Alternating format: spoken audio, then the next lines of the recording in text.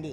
వాళ్ళు చర్చలు పిలిచినారంట, మేము పోయి మాట్లాడినాం, మా సమస్యలు ఇవి ఉన్నాయి, మాకు వేతనాలు సరిపోవు, మా సమాన పని సమాన వేతనమి, అవుట్ సోర్సింగ్ కాంట్రాక్ట్ కార్మికులు పర్మనెంట్ చేయి, అట్లాగే క్లాబ్ డ్రైవర్లు 18,500, కోవిడ్ కొత్త కార్మికులకు సంబంధించిన ఆప్కాసులో చేర్చు, అట్లాగే engineer section skilled semi skilled ఇవ్వాలి, పర్మనెంట్ ఎంప్లాయీస్ సిపిఎస్ రద్దు చేసి డిఎల్ ఇంక్రిమెంట్లు ఇవ్వమని అడిగితే జగన్మోహన్ రెడ్డి గారికి పడిపోయి మాట్లాడి చెప్తాం.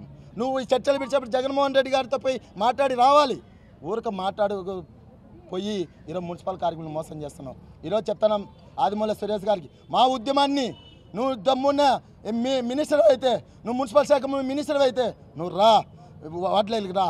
26 జిల్లాల్లో 25 జిల్లాల్లో మా మున్సిపల్ కార్మికులు సమ్మె చేస్తున్నారు. రేపు మా గ్రామ పంచాయతీగానే వస్తుంది. అలాగే మేము హెడ్లైన్ పెట్టాం, జనవరి 1 అయిపోయిన వెంటనే వాటర్ ఎలక్ట్రీషియన్ డిపార్ట్మెంట్ అన్నీ బంద్ చేస్తున్నాం. నీ ముడ్డి కడుక్కునేదానికి, నీ అధికారులు ముడ్డి కడుక్కునేదానికి కానీ, నీ మినిస్టర్ ముడ్డి కడుక్కునేదానికి కానీ నీళ్లు వదిలే పరిస్థితి లేదు. వాటిల్లో ఎక్కడ దొంగతనాలు జరిగినా మేము కాదు బాధ్యత, ఈ రాష్ట్ర ప్రభుత్వం అని మేము తెలియజేస్తున్నాం.